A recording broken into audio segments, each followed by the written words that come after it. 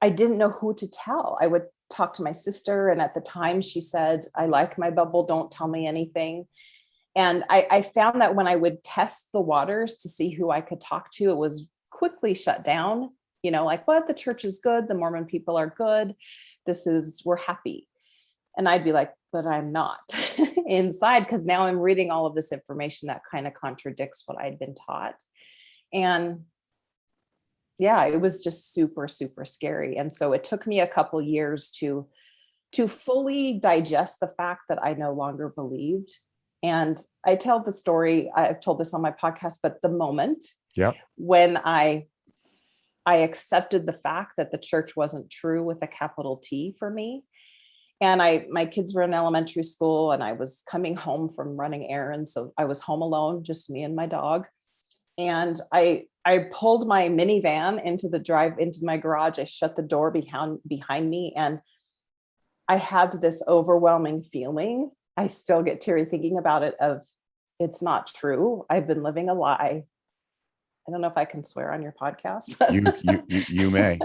I thought, I probably wouldn't have sworn at that point in my life, but now Amy, thinking back, is like, what the fuck just happened to my life? And I got myself out of the car. I was sobbing. I went into my front room and I fell on the floor. And I remember thinking, I would rather the earth swallow me up than whatever is going to come next. Because it was just like it's a paradigm shift. I don't know how to explain it. My brain turned upside down. I had my dog in that moment and just looked at her like, what the fuck do I do now?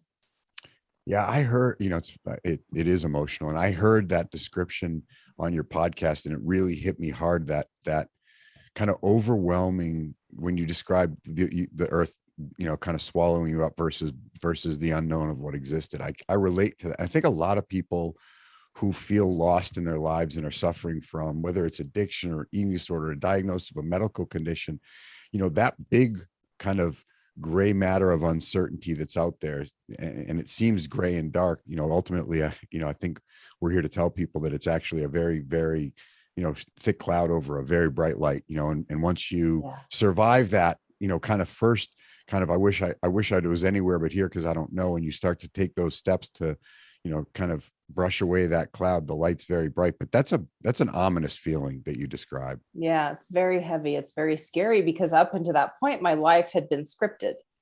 If I just kind of plug and play, I can get to Mormon heaven. And now the script was gone. I call it you etch a sketch your life.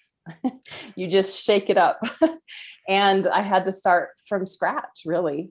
And part of that, I will say, I call it my free falling years. I had a couple years where I did leave my husband. I just kind of went crazy. I wouldn't say crazy, but I was now wanting to suck up all the life that I didn't have before.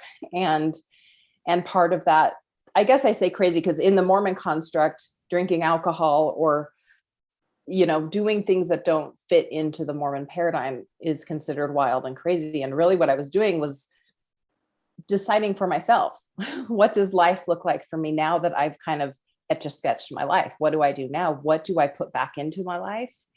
And how do I move on from what I came from? How do I make sense of my life now?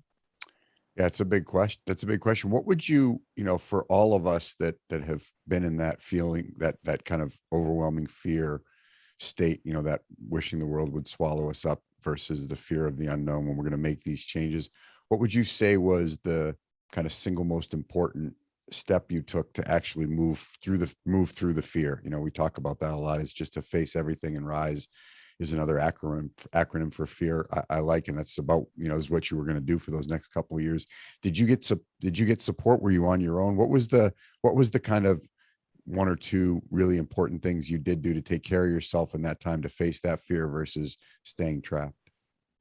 I just started trusting myself and giving myself permission to maybe not do it right, permission to mess up, permission to experience life out, like I said, outside of the construct that it was given to me. And because I was kind of going off on my own thing, I like I said, I had 2 young children at the time. And I was just really mad that I had made a life now that had decisions and people it wasn't just me, but I felt this rebelliousness. So my kids kept me grounded after I kind of landed on my feet. Being a mom and the responsibility there, even though I wanted to run away even from that. And so I had to give myself permission though, to just mess up and not do it right. And I don't even mess up it might not be the right word, but it's the only thing that made sense to me when my life had been so confined by these arbitrary rules that someone else gave to me. Yeah, I keep getting drawn back to the image of Pinocchio. Like, I mean, it's like, what's it going to be like to walk? It's like now they're gonna cut all these strings, and it's like now I'm gonna fall a little bit, and I'm not gonna grab the water, right? Because someone's always been. It's like I'm gonna go out and experience all of these things for the first time of my own volition, and I may not do it the way it looks like on TV or the way that it looks like you're supposed to pick up but at least the strings are off, and it's now time for Amy to take those steps without anybody, above her. That's how I would describe it. Yeah, I would say that's how it was, and giving myself permission to be mad and to be okay with anger. Like, I was taught that anger comes from the devil. And so when I first started my unraveling or destruction, I was like, okay, I just won't read from the angry people.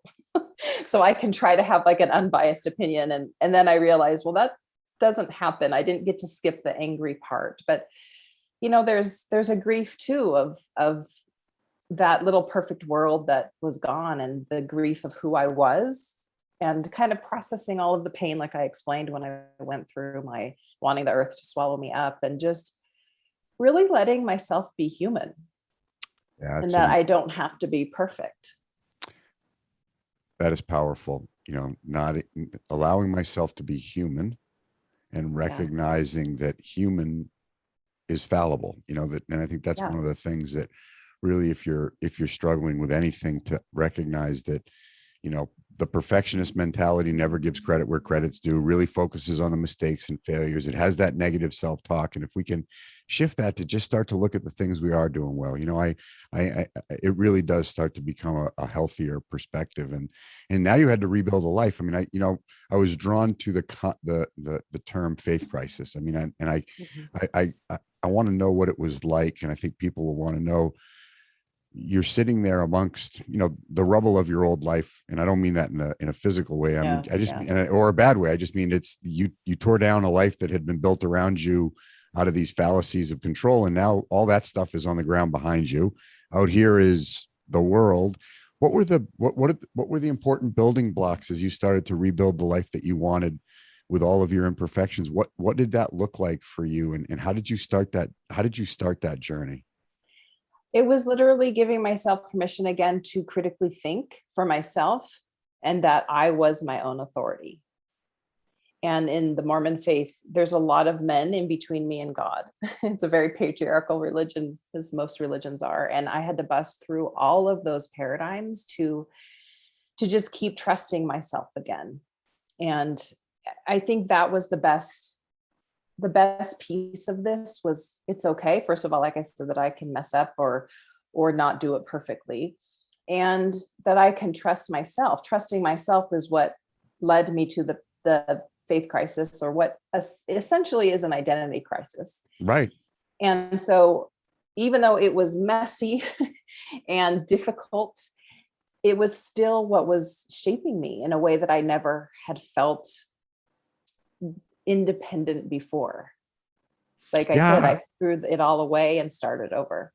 Like, you started to make friends, like not friends that were in this path that were but it was like the friends I want to have, and the hobbies I want to have, and I'm going to read the books to my kids that I want to read. It's like, I mean, with this kind of fear, walking through this fear also came this immense big world. I mean, it has to in a way be like, where do I start? Yeah. It's like, Technicolor now. I'm like, oh my gosh, the only rules that are out there are the ones that I choose to live by. And the people that not that I was taught to be afraid of non-Mormons. There's plenty of wonderful, obviously, people who were never raised Mormon, but there was this stay with your own kind of mentality. I don't think it's necessarily taught, but even as a young woman, my dating years in high school, whatnot, it was just date members of the church, because who you date's who you marry. And it's very important in the Mormon faith to marry a Mormon and get married in the temple. And like I said, stay on the path. And so I started to meet people who were outside of that, who were happy, who were good, and who weren't terrible because they did what I was taught was evil or not right or not worthy. And so how did this rebuilding start? And what were the biggest challenges you faced? And were there times when it seemed too hard, or did you now have this momentum of this new life? Because it sounds like you had this momentum of this new life and there was a bit of a fire building in you, which I think, if we can talk about motivation for a second. I mean, I think a lot of people think they have to feel motivated in order to do something, and motivation really does come from movement. And as you started moving in this new direction, it sounds like a bit of a fire's building in you that's really more thriving. Yeah, I wanted to burn the past life down, which I mostly had done. But just the motivation was just keep going, keep learning, keep educating myself, keep reading all sorts of things of different philosophies, different ways to be, just experience life without what I call the bumper guards on.